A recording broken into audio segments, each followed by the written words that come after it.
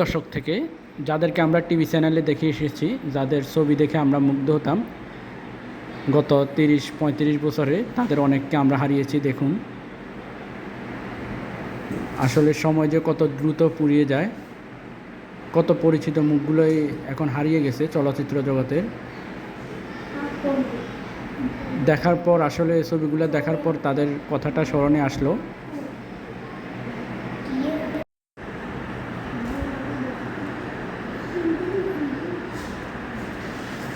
ছোটোবেলায় আসলে এদের ছবি দেখে মুগ্ধ হতাম, বিশেষ করে ছায়া ছবিগুলো দেখার জন্য অনেক অপেক্ষা করতাম।